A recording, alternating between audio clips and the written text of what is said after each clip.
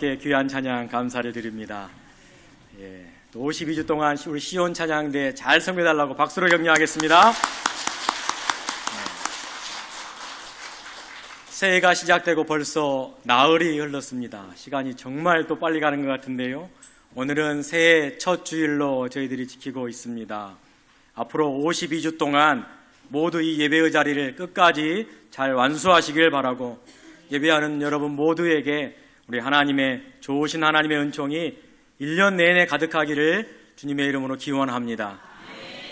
새해에 모두 결심을 하시고 좋은 계획들을 다 세워놓으셨죠. 그런데 슬픈 통계가 하나 있습니다. 경제 잡지 포브스의 이 설문조사에 의하면 새해 결심의 지속력에 대해서 조사를 해봤는데요. 1월 한 달에는 8%의 사람들이 새해 목표를 포기한다고 합니다. 한 달 안에 8%의 사람들이 금방 포기해버리고 2월이 되면 21.9%가 또 포기한다라고 합니다. 그러다가 올해 연말 11월, 12월이 되면 끝까지 성공하는 사람은 단 1%에 불과하다라는 통계입니다. 그리고 또 하나의 흥미로운 데이터가 있는데요. 전 세계 많은 사람들이 사용하고 있는 피트니스 웹 스트라바라는 이 웹에서 사용자들의 데이터를 쫙 분석을 했습니다. 그런데 아주 흥미로운 패턴을 하나 발견했는데, 수백만 명이 되는 그 웹 사용자들이 1년에 새해 처음 운동의 목표를 세우지만 1월 둘째 주 금요일이 되면 한순간에 모든 활동의 수치가 급격하게 떨어진다라는 흥미로운 통계였습니다. 그래서 이 스트라바라는 웹에서는 자체적으로 1월 둘째 주 금요일을 매년 포기자의 날로 정해서 지키고 있다라고 합니다. 우리가 다 포기하니까 그날을 경각심을 주기 위해서 포기자의 날로 정했다라고 하는데요. 이러한 통계, 이러한 설문조사에는 우리가 두 가지의 사실을 우리가 얻을 수 있는데요. 하나는 우리 모두가 다 지극히 정상이라는 사실입니다. 내년 다음 달이 되면 21.9%가 포기하는데 우리도 동참하기 때문에 지극히 정상이라는 것이고, 또 하나의 우리가 알 수 있는 것은 우리 모두가 포기가 그만큼 빠르다라는 것입니다. 여러분, 다음 주 금요일을 조심하시기 바랍니다. 여러분이 올해 세웠던 모든 목표가 다음 주 금요일이 되면 이제 서서히 수치가 내려가기 시작합니다. 그래서 제가 셋째 주일 아침에 여러분들에게 똑같이 물어보겠습니다. 여러분, 새해 목표를 포기하지 않고 잘 지키고 계십니까? 물어볼 테니까 그때까지 포기하지 말고 지키시기를 주님의 이름으로 부탁을 드립니다. 올해 우리의 주제와 표가 우리 성부 영신 때 본 것처럼 새롭게 바뀌었습니다. 총회와 함께 용서, 사랑의 시작입니다 라고 정하였는데요. 단순한 구호가 아닙니다. 우리 공동체, 우리 여천중앙회 공동체가 1년간은 이 부분에 있어서는 변화와 성숙과 성장을 우리가 원하고, 또한 그러한 영적인 모습으로 탈바꿈되기를 우리가 간절한 마음에서 이러한 표를 함께 정해보았습니다. 누구나 다 하기 쉽고 누구나 할 수 있는 일이면 좋을 텐데 힘들고 어려운 일이기 때문에 함께 올 한 해 이렇게 살아내자라는 마음으로 우리의 다짐이며 우리의 실천의 목표가 되었으면 참 좋겠습니다. 우리 장로님도 기도하는 것처럼 이 세 가지의 목표가, 실천의 목표가 우리 가운데 올 한 해 다 이루어지기를 원합니다. 오늘 본문 말씀을 다시 한번 여러분들에게 읽어드리겠습니다. 너희는 모든 악독과 노함과 분냄과 떠드는 것과 비방하는 것을 모든 악의와 함께 버리라라고 이야기합니다. 그리고 서로 친절하게 하며 불쌍히 여기며 서로 용서하기를 하나님이 그리스도 안에서 너희를 용서하심과 같이 하라. 아멘. 이 말씀의 깊이를 우리가 이해하기를 원합니다. 이 에베소 교회 가운데 사도 바울이 한 이야기인데요. 당시 에베소 교회는 최대의 상업도시로 많은 민족이 유입된 그러한 하나의 복합도시였습니다. 아데미라는 여신을 숭상했던 그러한 도시가 바로 에베소였습니다. 그래서 에베소에는 특히 교회 공동체에서도 다원적이고 복합적인 사람들이 그 안에 다 구성원들이었습니다. 유대인이 있었고 이방인이 있었고 노예도 있었고 자유인도 있었고 또한 부자도 있었고 가난한 자까지 함께 섞여 있는 공동체가 에베소 교회였습니다. 이러한 환경 가운데 사도 바울은 약 3년이나 되는 시간 동안 그 에베소 교회를 담임하며 섬겼습니다. 다양한 배경을 가지고 있는 성도들에게 오늘 에베소 이 서신서를 적으면서 본인은 옥중에 갇혀 있는 몸이지만 4장 1절 이렇게 시작합니다. 그러므로 주 안에 갇힌 내가 너희에게 권하노니 너희가 부르심을 받는 일에 합당하게 행하라 라고 권면을 하면서 교회의 연합과 교회의 성숙을 위한 지침들을 쭉 나열을 한 가운데 4장에 이르러서 오늘 4장 후반부에 우리에게 버려야 할 것들, 당시 에베소 교회에게 오늘날 우리에게 버려야 할 것들과 우리가 취해야 할 것들을 오늘 명확하게 제시함으로 우리에게 말씀으로 촉구를 하고 있습니다. 그리고 우리는 이 본문을 중심으로 올 한 해 우리가 살아가야 할 우리의 표고 우리의 실천 목표로 삼고 살아가고자 합니다. 본문에는 먼저 버려야 할 것들을 6가지를 나열하면서 혼자 버리는 것이 아니라 함께 버리라라고 명령합니다. 첫 번째는 악독입니다. 마음속에 깊이 자리 잡고 있는 그 원망이나 원한의 부정적인 감정인 악독을 버리라라고 합니다. 이 악독은 아직 밖으로 표출되기 전의 감정입니다. 그래서 본인만 알고 있고 아직 밖으로는 드러나 보이지 않는 성경에서 말하고 있는 쓴 뿌리입니다. 오랫동안 내 마음에 갖고 있는 게 바로 악독입니다. 마음의 감정입니다. 두 번째로는 노함을 버리라라고 합니다.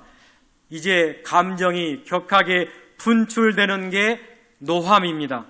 물이 일정한 온도가 되면 100도씨가 되면 물이 끓어오듯이 바로 악독이 일정한 시간이 지나자 노함으로 분출되는 것입니다. 쓴 뿌리가 밖으로 표출되는 것입니다. 어떠한 상황이 맞닥뜨리면 하나의 트리거가 돼서 나도 모르게 분출되는 감정이 노함입니다. 그리고 세 번째는 분냄입니다. 이 노함과는 다르게 좀 더 오랫동안 지속되는 화가 바로 분냄입니다. 이 분냄은 내 마음속에 타인은 모르지만 나는 계획된 복수심이고 나에게는 안갚음으로 오랫동안 내 안에 머물러 있는 그러한 마음입니다. 그래서 드디어 네 번째로 떠드는 것을 버리라라고 하는데 감정을 억제하지 못하고 소리를 지르는 행위, 말 그대로 떠드는 것을 버리라라고 합니다. 드디어 행동으로 바깥으로 분출되었습니다. 아직 자신을 통제하기 어려운 우리 자녀들이 성장해가면서 이 떠드는 것을 많이 했지 않습니까? 오늘날의 금쪽이들이 많이 하고 있는 것이 바로 이 떠드는 일들입니다. 그런데 오늘날에는 성인들도 이 분을 못 삼키고 우리가 공동체 생활을 하면서 떠드는 일도 종종 발생하기도 합니다. 다섯 번째로는 비방을 버리라라고 합니다. 타인의 명예를 훼손시키는 게 비방입니다. 떠들어도 안 되니 이제 비방합니다. 요즘 젊은이들이 사용하는 신조어로 이야기하면 마음을 긁히는 행동입니다. 내가 상대방의 말에 마음이 긁혔다는 것입니다. 상대방의 마음을 정조준하여 상처를 낸다는 의미의 사자성어인 바로 충상모략이 바로 비방입니다. 이것들을 오늘 바울 사도는 공동체 가운데 다 버리라라고 명령하고 있습니다. 마지막 6번째는 그 모든 악이 이것들을 포괄적인 그러한 마음과 표출된 감정까지 다 악의적인 태도를 버리라라고 이야기를 합니다. 그런데 6가지를 잘 생각해 보시기 바랍니다. 공통점이 하나 있는데요. 구조가 지금 내면에서 외면으로 또한 나의 감정에서 행동으로 점차 확대되어 가는 것을 볼 수가 있습니다. 그런데 이 6가지가 다 생기고 표출되는 이유 가운데 하나는 바로 용서하지 못한 마음이 우리 가운데 있어서 그 마음 때문에 비롯되고 있다는 사실이 이 6가지 가운데 하나하나 여실하게 드러나고 있습니다. 누군가를 용서하지 못한다는 것은 아직까지 그 사람에 대한 쓴뿌리가 내 마음속에 있고 그것이 쌓였더니 드디어 분노가 치밀고 결국에는 그 상대방을 비방하고 내가 떠드는 행동으로 나타나는 게 단계별로 오늘 버려야 할 것들을 바울은 에베소 교회에 이야기를 하고 있습니다.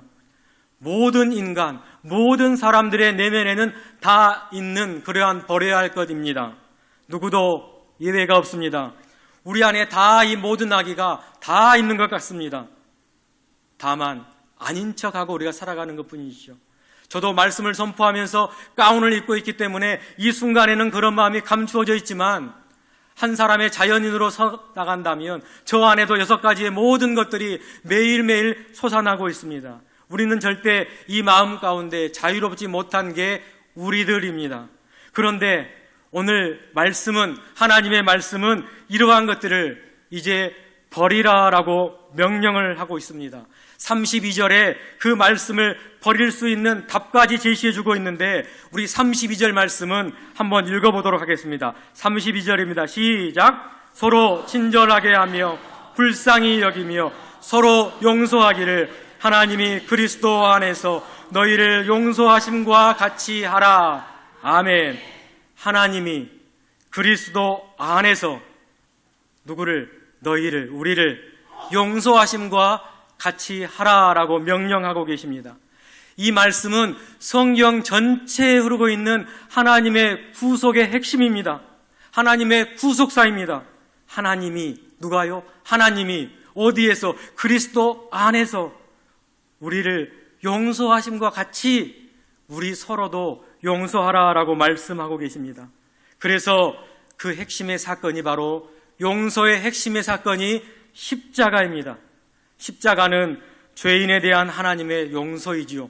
그래서 우리가 십자가의 복음을 외치고 있지 않습니까?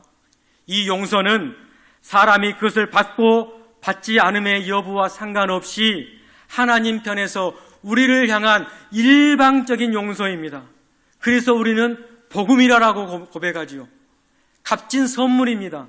내가 달라 하지 않았는데 주신 은혜입니다. 우리 교회 올해 주제인 용서, 사랑의 시작을 실천하기 위해서 우리가 실천 목표를 3가지를 정했는데 가장 처음 우선적으로 해야 하고 날마다 실천해야 하는 일이 바로 첫 번째 실천 목표인 다시 그 십자가 앞에 서 보는 것입니다. 오늘 또 내일 또 서 보는 것입니다. 그러면 2가지를 발견하게 되는데요. 하나는 나도 용서받아야 할 죄인이구나, 이 마음이 들 것입니다. 그리고 다른 하나는 죄인이지만 그 십자가에서 흘리신 그 보혈의 피가 나를 용서하였구나라고 우리는 2가지를 매일매일 십자가 앞에서 깨달아야 합니다. 우리가 너무나 많이 들어본 비유의 말씀, 1만 달란트를 탕감받은 종의 이야기, 여러분 다 기억하시지요? 천문학적인 값어치를 탕감받았던 종이 자기 집에 돌아가는 그 길에 100데나리온, 고작 얼마 안 되는 100데나리온을 빚진 동료를 용서하지 못하고 옥에 가둬버렸습니다. 1만 달란트와 100데나리온의 차이는 60만 배가 되는 차이입니다. 천문학적인 숫자라 갚을 수도 없는 것을 은혜를 받았는데 고작 본인에게 조금 잘못한 것을, 조금 빚을 진 것을 탕감하지 못한 종의 대표적인 모습입니다. 우리가 새해를 맞이하고 신년주일을 저희가 예배하고 있지 않습니까? 이 순간에 우리에게 가장 필요한 것, 가장 우선적인 게 바로 다시 그 십자가 앞에 여러분들을 세워보는 것입니다. 여러분이 용서받았던 그 십자가 앞에 날마다 우리가 서보는 것입니다. 그래야 내가 얼마나 하나님으로부터 얼마나 큰 용서를 받았는지 우리가 깨달을 수 있습니다. 그 깨달음이 있고 난 후에야 이제서 서로 친절하게 하고 서로를 불쌍히 여기게 될 줄 믿으시기를 바랍니다. 다시 그 십자가 앞에 서는 것은 어찌 보면 한 사람 한 사람의 개인적인 몫입니다.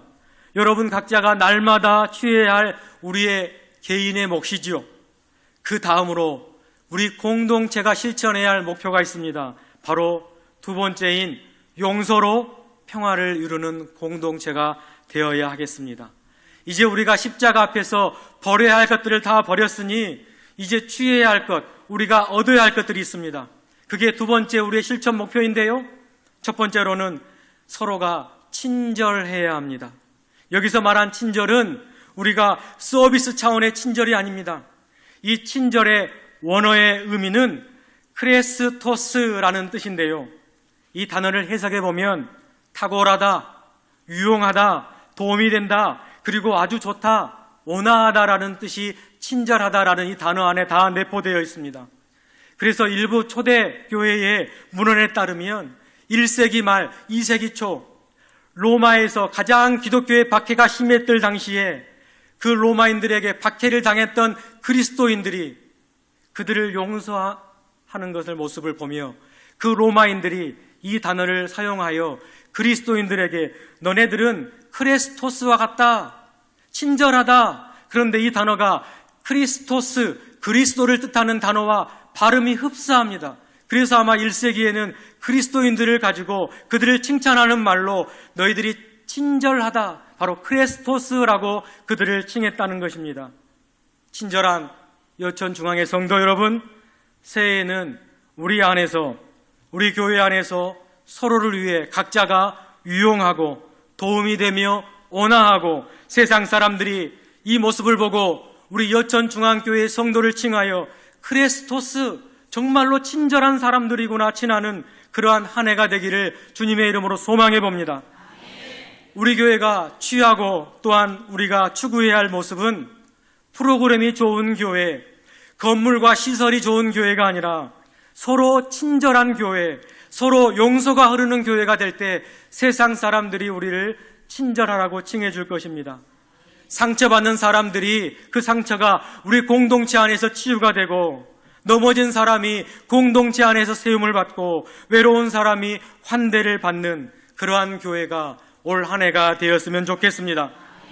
두 번째로는 서로가 불쌍히 여겨야 합니다. 이 불쌍히 여기다라는 뜻은 우리의 애간장, 우리의 오장육부가 끊어질 것 같은 마음으로 상대를 긍휼히 여기는 마음이 바로 불쌍히 여기는 것입니다. 예수님께서 정말로 갈 길을 잃은 그 영혼들을 보시면서 마주하실 때 예수님의 마음이 바로 자신의 아픔처럼 모든 걸 껴안는 그 불쌍한 마음이 바로 이 단어의 마음입니다. 선한 사마리아인이 강도를 만난 사람을 불쌍히 여겼다라고 사용할 때 그 단어가 같은 불쌍한 마음입니다. 전혀 알지 못했던 사람이지만 자기의 여비를 들어 그 사람에게 자비를 베풀고 끝까지 도와주는 마음이 불쌍히 여기는 마음입니다. 우리는 동고동락했던 사이 아닙니까? 우리 안에 이 불쌍한 여기는 마음이 가득하시기를 주님의 이름으로 축원합니다. 이렇게 친절하고 불쌍히 여기는 마음, 우리가 각자가 가져야 할 마음이지만 두 번째 목표로 우리 공동체의 목표입니다.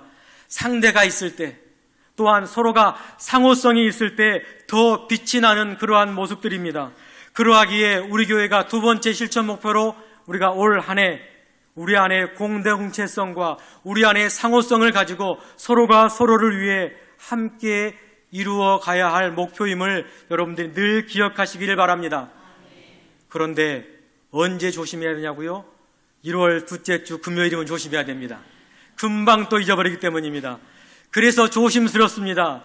그래서 매월 차라리 둘째 주 주간은 차라리 우리 교회에서는 친절과 긍휼의 주간으로 우리가 매월 둘째 주에는 그래, 우리 공동체가 서로가 친절해야지, 서로가 긍휼함을 베풀어야지라는 마음을 가지고 살아가기를, 1년 내내 살아가기를 다시 한번 부탁을 드립니다.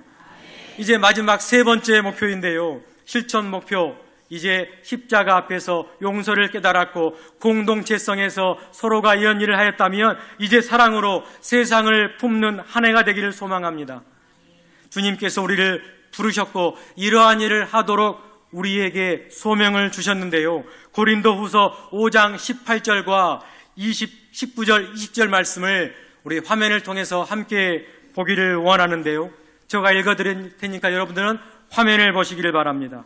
모든 것이 하나님께로 났으며 그가 그리스도로 말미암아 우리를 자기와 화목하게 하시고 또 우리에게 화목하게 하는 직분을 주셨으니 곧 하나님께서 그리스도 안에 계시사 세상을 자기와 화목하게 하시며 그들의 죄를 그들에게 돌리지 아니하시고 화목하게 하는 말씀을 우리에게 부탁하셨느니라. 그러므로 우리가 그리스도를 대신하여 사신이 되어 하나님이 우리를 통하여 너희를 권면하시는 것 같이 그리스도를 대신하여 간청하노니 너희는 하나님과 화목하라. 아멘. 우리의 직분은 무엇이라고요? 화목하게 하는 것입니다. 누구와 화목입니까? 우리 공동체를 뛰어넘어서 세상과 화목하라고 우리 주님께서 우리를 사신으로, 대사로 우리를 불러주시고 삼아주셨습니다. 다시 말해서 용서의 사역을 하도록 우리는 부르심을 받은 자들이다라는 사실입니다. 그래서 우리가 사랑으로 세상을 품어야 하는 올 한 해가 되기를 바랍니다. 주변에 힘들어하는 사람이 있으면 품어보시고 우리 사회를 위해서 기도해 보시고 갈등이 있는 곳에 여러분이 화해의 용서의 메신저들이 되어 보시기를 주님의 이름으로 부탁을 드립니다. 십자가 앞에서 나를 철저히 내려놓고 자신을 돌아보아 진정한 용서가 무엇인지 알았다면, 깨달았다면 우리를 구속한 이 공동체 가운데 서로가 용서를 실천해 보므로 그 경험치를 가지고 세상을 품는 한 해가 되기를 원합니다. 서로를 불쌍히 여기시는 성도 여러분, 올해 우리의 목표는 용서, 사랑의 시작입니다. 어떻게 시작하고 살아가야 하는지 이 두 구절의 말씀을 통해, 에베소의 말씀을 통해 우리는 함께 상고해 보았습니다. 그런데 마지막으로 기억해야 할 것은 이 용서하는 것은 감정의 문제가 아니라 성령의 도우심이 있다면 믿음의 결단이 될 수 있는 게 바로 용서라는 것입니다. 많은 사람들이 내 상처가 너무 깊어서 용서가 안 된다고 이야기를 합니다. 하지만 하나님의 말씀은 용서를 감정의 문제가 아니라 삶의 결단의 문제라고, 그래서 사도 바울은 용서하라라고 명령하였습니다. 여러분, 명령, 우리 남성분들은 군대에 갔다 왔기 때문에 다 알지 않습니까? 이 명령은 나의 감정이 명령을 이행하기까지, 나의 감정이 저 멀리서 따라와서 나의 감정이 명령과 일치할 때 행동하는 게 명령이 아닙니다.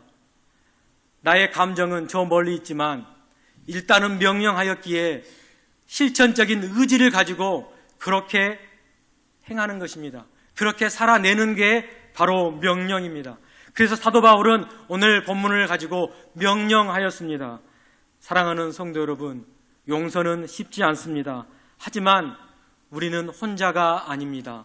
왜냐하면 십자가 앞에서 이미 경험을 하였고 공동체 안에서 서로를 세워져 가며 이미 체득하였습니다. 그래서 세상을 향하여 그 누구도 용서할 수 있는 모든 게 갖추어진 사람들이 바로 저와 여러분들입니다.